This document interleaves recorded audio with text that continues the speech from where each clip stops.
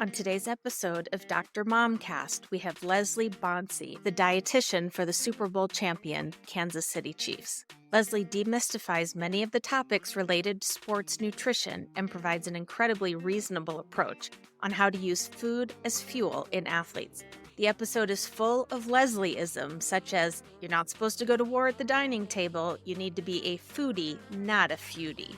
And just because you can buy it doesn't mean you should try it. Listen for others. Remember to follow us on Facebook, Twitter, and Instagram at Dr. Momcast, and share episodes with your friends. This is another episode of Real Moms talking about real science in real life. Hey, everybody, I'm Dr. Marla Shapiro. Welcome back to Dr. Momcast. I'm here with some of my favorite sports neuropsychology colleagues. Dr. Alyssa Wickland, Dr. Summer Ott, Dr. Sonia Mosh, Dr. Beth Piroff. And we're here to talk about kids, health, sports safety, anything else that comes up. Tonight, we have a very interesting guest with us. So Summer, take it away. I'm really excited to present to you Leslie Bondi. She is a registered dietitian, board certified specialist in sports dietetics, and is the owner of the Active Eating Advice to be Fit, Fed, Fearless, a nutrition consulting company and co-founder of Performance 365. She is currently the sports nutrition consultant for the 2020 and 2023 Super Bowl champion Kansas City Chiefs. Her company, Performance 365, provides nutrition services for professional sport leagues, including the XFL and the USFL. She is the author of the Sports Nutrition for Coaches and the American Dietetic Association Guide to Better Digestion, and co-author of Run Your Butt Off, Walk Your Butt Off, The Active Calorie Diet, and Bike Your Butt Off. And that's a lot of booty in one title there, Leslie, I have to say. I am a real smart ass and badass, so even that was appropriate. Love it. Love it. She's a blogger for U.S. News and World Report, as well as providing nutrition expertise for television, radio, and print interviews. She was the sports dietitian for the Steelers. She also works with Olympic athletes as well as high school athletes. So welcome, Leslie. We're so excited to have you join us. You're going to fit right in. Mom, grandma, Badass woman. we wanted to start off with, what is the difference between a nutritionist and sports dietitian? I think we hear the terms sometimes interchangeable. When somebody's looking to work with an expert in performance nutrition, what they want to be looking for is somebody who has a CSSD, so board certified specialist in sports dietetics.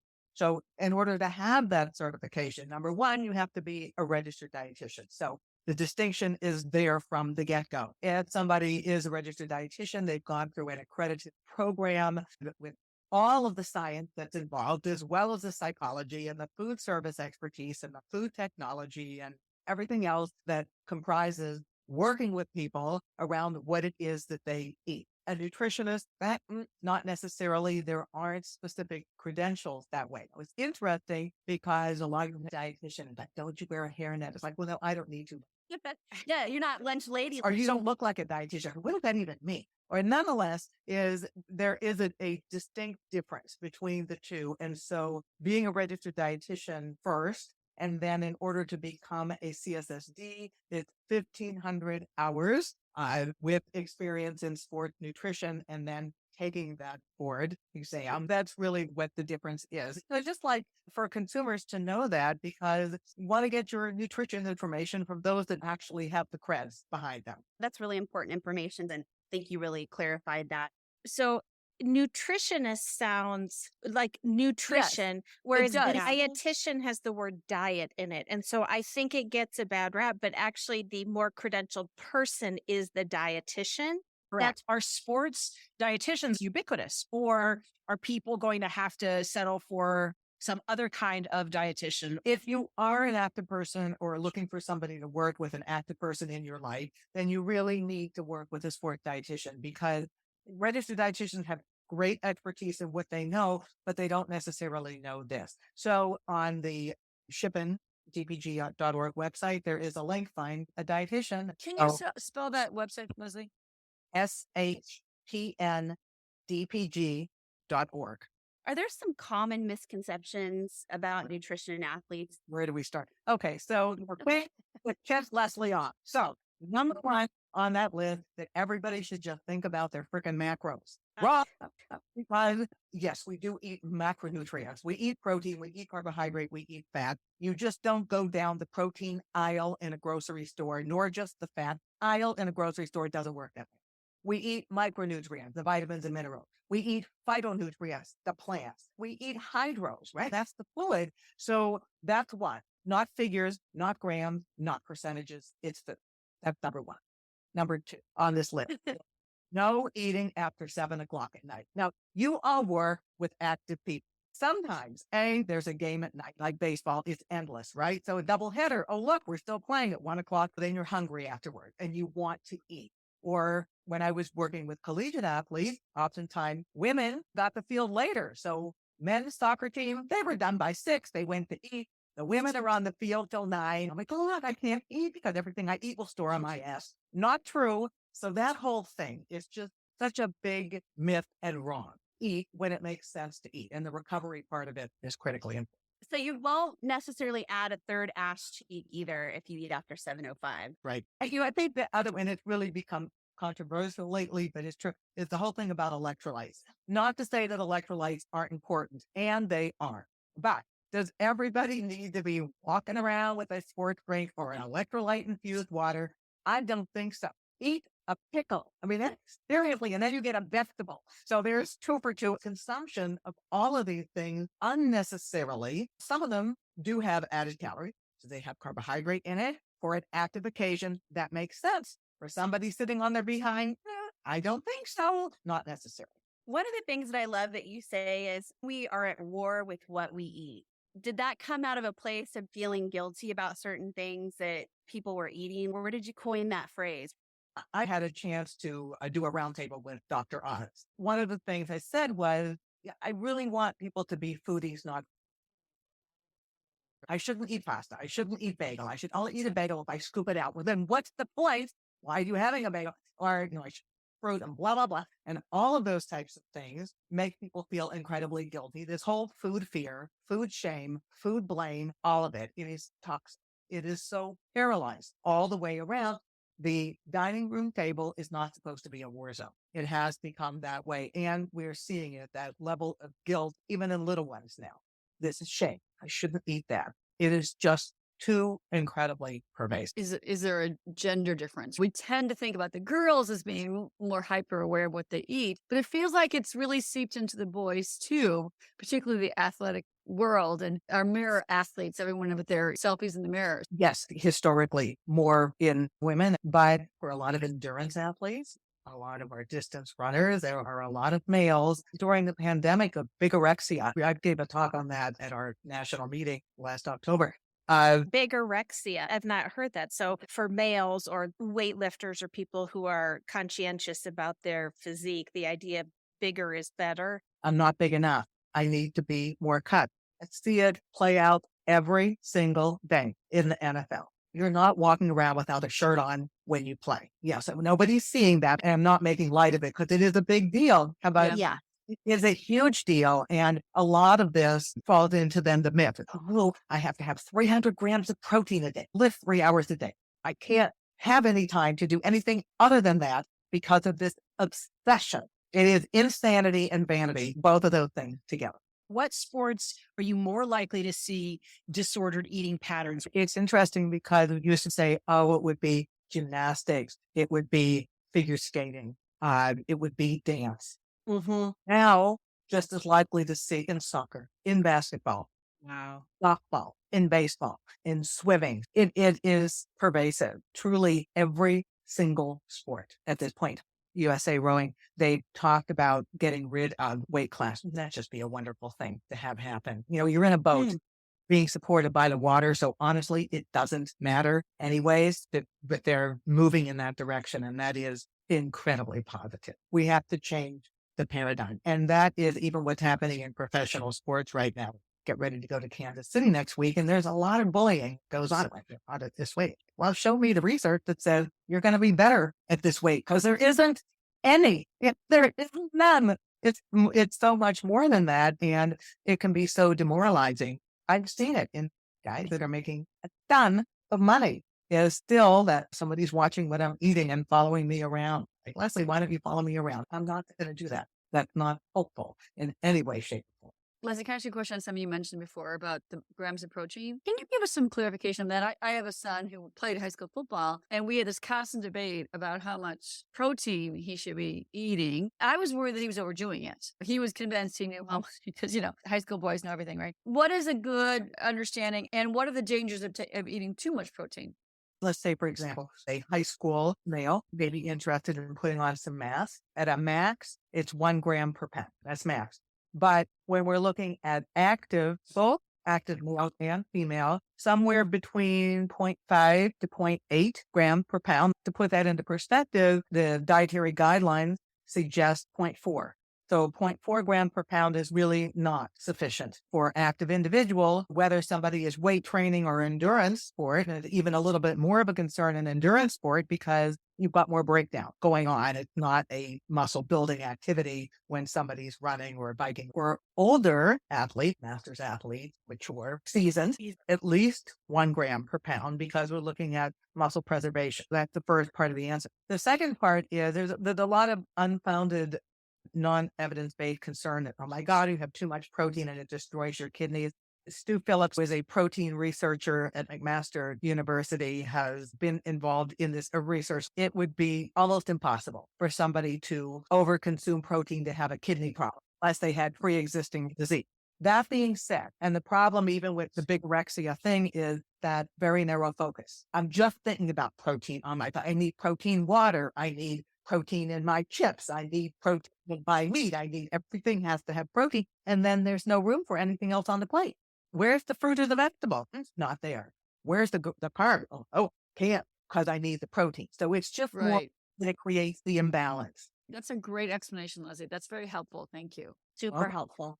Talking about that balance, do people need to fuel for breakfast? Do they need to eat all day? What about the folks that want to do intermittent fasting? What are some of these myths or facts or general guidelines for not just the elite athletes, but everyday kids and athletes?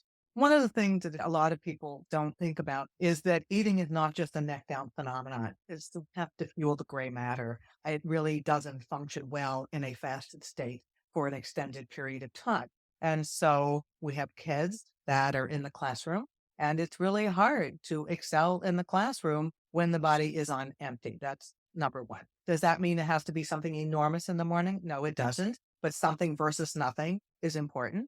Otherwise, the body is playing catch up as the day goes on. So that is a source of concern. It's also a source of concern because, again, I kind of relate back to this macros point before. Okay, I'm just going to have 8 grams of protein a day. So I won't have anything in the morning and I'll have maybe 4 chickpeas at lunch and I'll eat an entire ear at nighttime. I'm like, well, no, because it is the distribution of food over the day, especially from the standpoint of muscle preservation, muscle retention. The body can't do that well if we just put all the protein in one basket at the end of the day. Now, what I hear oftentimes, and I have to eat every 2 hours. Like, no, one of my daughter-in-law to the dentist, please don't do that. It's not good for the health of the oral cavity to do that. And really nobody needs to eat that often, but more than once a day is important.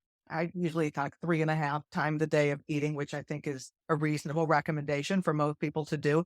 And I also talk about parenthesizing that bout of activity. So we're not talking about like a 1-mile walk. But if somebody's going to be training for a couple of hours a day, what are you doing on the pre-end? That's to prepare. What are you doing on the post-end? That's the repair. That's non-negotiable. So if somebody's exercising in the middle of the day, okay, maybe you're splitting lunch, half before, half after. If we've got kids doing hockey early in the morning, because that's the only time the ice is available, what are they doing before they're on the ice? And they brought that breakfast with them to finish the deal on the back end. Or, hey, we've got soccer practice at night. Maybe you're doing like the 1/3 of the meal before, and then the rest of it on the back end to help the body recover. Are shakes a popular thing for post-recovery workouts? Is that something that you endorse versus a meal? I'm probably one of the most practical dietitians that I know, and I watch a lot of what people do online. There's a little too much elitism in what those recommendations are. There are one whole hell of a lot of athletes out there that are food insecure. When we look at things like shakes, those are not inexpensive. They are a fortune. So that's problem number one. might require a blender. What if you don't have that equipment in your home? Well, that's embarrassing. A glass of milk, that works. Something as simple as a PBJ, whether it's the J or the not, the PB works.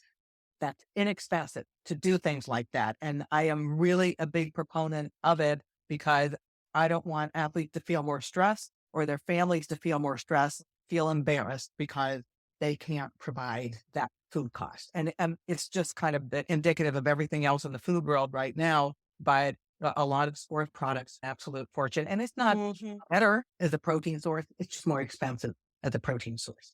That's a good point. I don't know that I've ever thought about it from that perspective Yeah. before. So you're saying that a liquefied version of macros or however you would describe a shake, that's not more readily absorbed than solids? It isn't. And there was actually just a research paper that came out last week that talked about the body cannot utilize that protein any more quickly. Certainly the advantage of having a one-stop shopping. So if you have a shake, you're also hydrating. If you're eating something solid, then unless you're going to have fluid with it, you're not necessarily guaranteeing. When you go into a professional training facility, there are a huge variety of these designer shakes that they can choose from and then have somebody mix it up for them. I just assumed that they were going to this liquid version of nutrition because that was easier to get quickly into your system after you've just worked out. It's like the fitness barista. So yeah, with that Exactly. Exactly. Well, hey, I didn't have to make the coffee. Somebody did it for me. And that's great because not everybody always has 10,000 ingredients in their home. But in terms of the absorption. And a chef to make the blender, to make it really pretty, deliver it with the right amount of ice and a smile. Of course, foaming, not foaming, or extra foam or extra hot. Yeah, exactly. Is there an optimal time after we're working out to take protein? Talk about this idea of anabolic window, although in some of the more recent studies, that can actually extend 24 hours.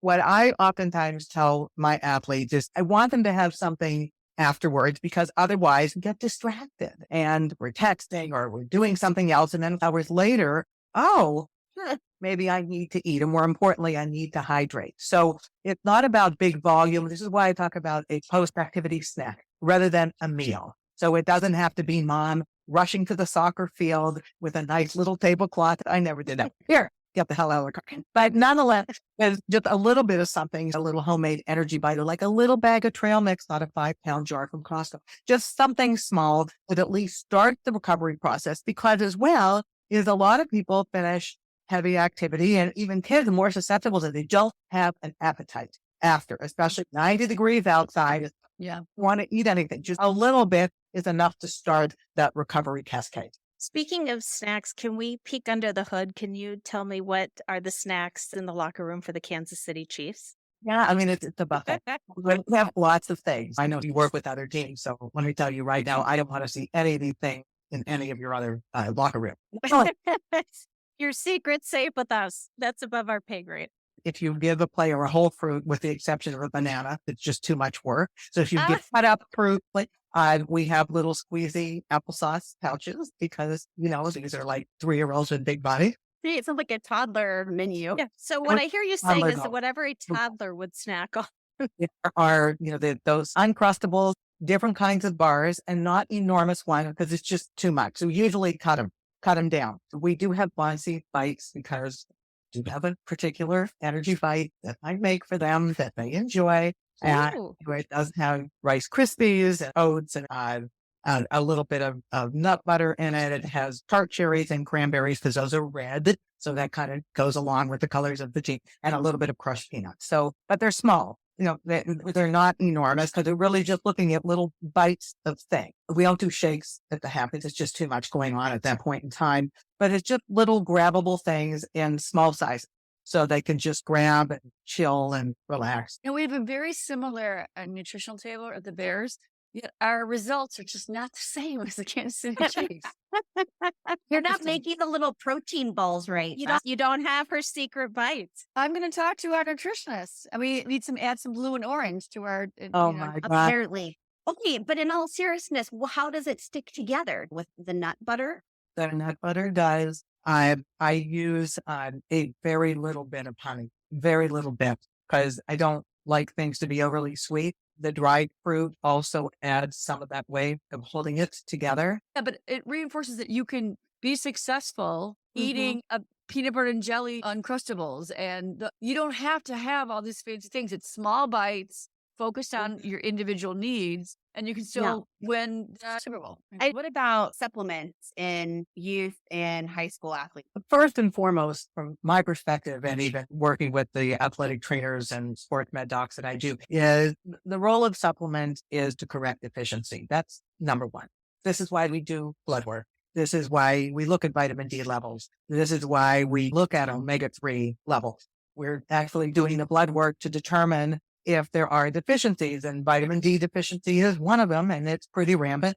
Iron being another one. So looking at serum ferritin, and certainly now that we have more people that are plant-based than ever before. I gave that presentation a couple of weeks ago. The first three letters of vegetarian is veg.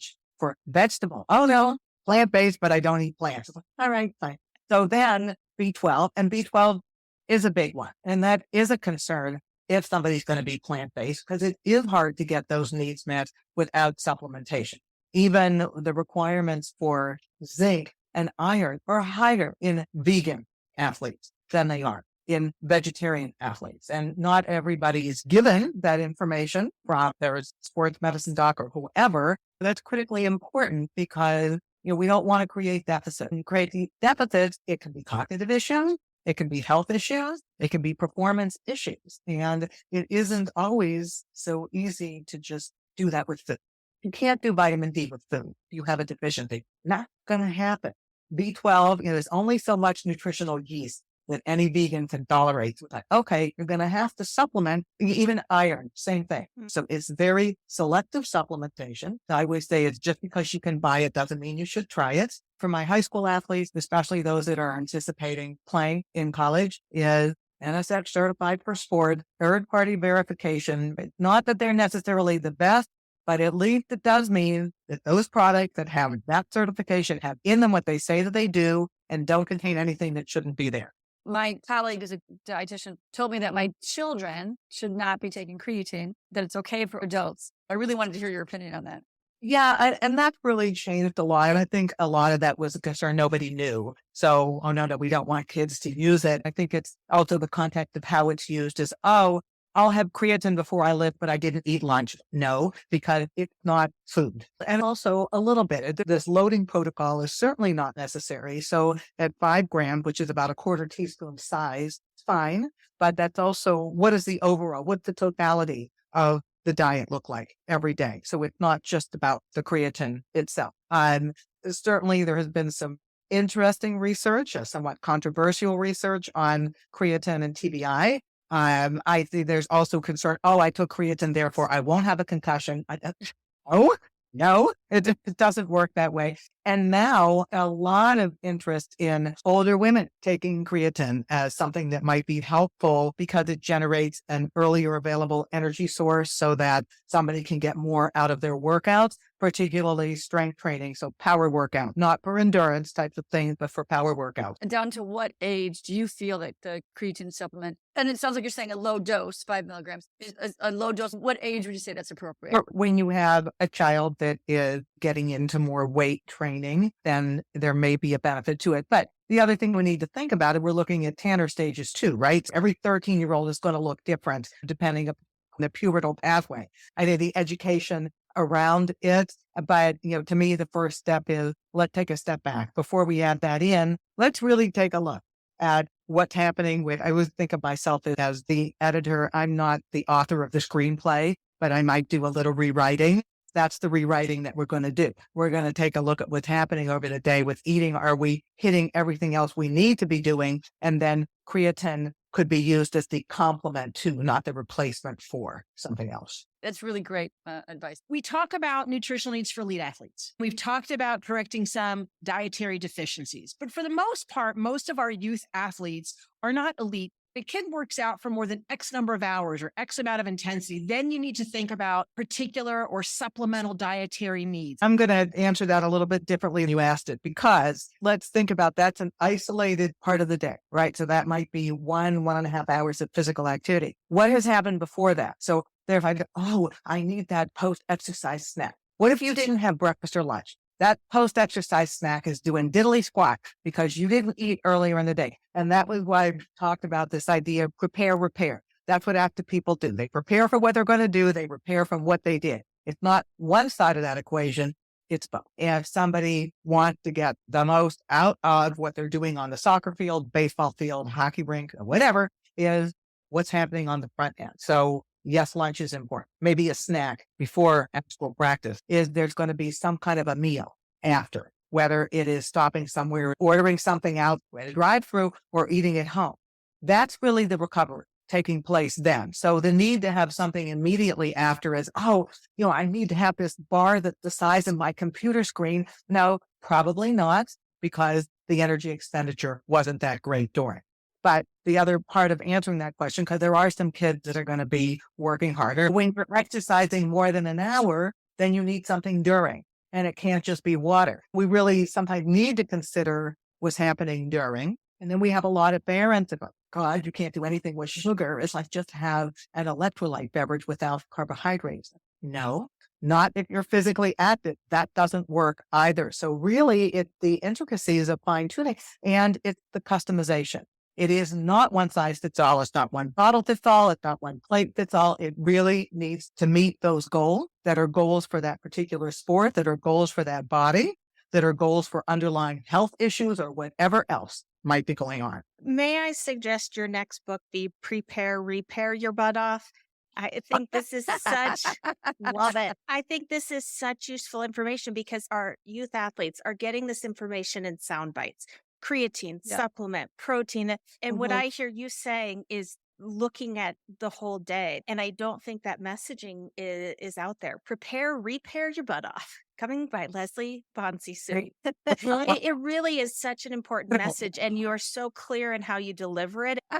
We always say hydrate, hydrate, hydrate. Is there a particular amount of liquid consumption that, say, a 5-year-old should have versus a 18-year-old? The Institutes of Medicine guidelines, as they are right now, it is about 90 ounces a day for women and 125 ounces a day for men. And that's fluid, all sources, which means fruits and vegetables too, because they have a very, very high water content. For teenage athletes, it's more along the lines of 50 to 70 ounces a day. And then for younger kids, it's anywhere from 30 to 40. So, and again, all sources included, which is why fruits and vegetables become so critically important as part of the way of getting that fluid in. So some people are just selectively hearing water. Some people are selectively hearing beer.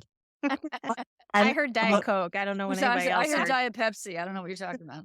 A lot of people are hearing caffeine. That doesn't count. Is it done? It's a fluid. It counts exactly the same way as any other fluid. Milk counts exactly the same way as any other fluid, or like a popsicle. It's frozen water that counts as a liquid. You do that for training camp. They'll be there like little squeezies, except that we usually just put frozen fruit in it. The players want it. But I never thought about counting fruits and vegetables. Right. What do we do about our picky eaters? How do we ensure that they get the nutrients? The first thing that's really important is to get kids involved. This is not just a parent-led decision, is kids in the kitchen. It doesn't matter how messy it is. It's all about tasting. We did a camp for 5 years called Camp Delicious. And the very first exercise is we had like all these little tasting cups. They had to taste vinegar. They had to taste hot sauce. They had to taste cocoa, bitter, salty, umami, all these types of things. Number two is, I don't love the word stealth health when it comes to food, but I think there's ways of amping up the variety without it being so blatantly obvious. So for instance, pureed cannellini beans is the X factor in mac and cheese. Nobody knows it. Ta-da, it looks like mac and cheese, because some of my picky palates in Kansas City are like, I'm not eating anything green. Okay, that's fine. We have other colors to choose from. And making it also kid-friendly in size. So many parents don't do this. Look, a big amount of food. No, if you have a 4-year-old, they're not eating what a 40-year-old eats. It's small amounts of food on the plate, not overwhelming. 2 bites, not a whole meal. It's a starting point. Besides all the wealth of information you provide us tonight and your website and your company, what other practical resources would be useful to consult for some of the topics? One of them is SHPN, SHPN, DPG.org. Shippen is Sports and Human Performance Nutrition Practice Group of the Academy of Nutrition and Dietetics, and a lot of great fact sheets and great information that is there. Certainly eatrightpro.org or eatright.org, which is the website for the Academy of Nutrition and Dietetics. And then also, even through the Gatorade Sports Science Institute, gssi.org, because there's great material there that's very, very practical information, not Gatorade focused, on meals, on eating out, shopping, all those types of things that are critically important. And at Performance 365, we are furiously redeveloping our website. So there's a lot more that's going to be coming of infographics and very useful information for people. Wonderful. Can you tell us your website one more time? And activeeatingadvice.com. It's a wonderful resource. Prepare and repair. That, if anything, has really permeated so many aspects of what you said, Leslie, is think about not fighting with food, using it as fuel, and prepare and repair, not just do you take this or that. Thank you for your really reasonable approach. As a parent, Yes. it's simple and giving us some leeway here that we don't have to have the cartons of cut carrots every day ready to go. And I heard the word drive-through. And so, thank you for understanding that we're all just doing the best we can. And with a little bit of education, we can improve our own experience, our kids' nutritional experience. And so this has been really helpful, Leslie. That's wonderful. I'm Better way to grateful say it. for the new perspective too about thinking about different athletes and that they all have kind of a burden in terms of body image, what they're aspiring to in terms of weight and so forth. Thank you again. Thank you. you, Leslie. Have a nice evening. Thank you. Bye-bye.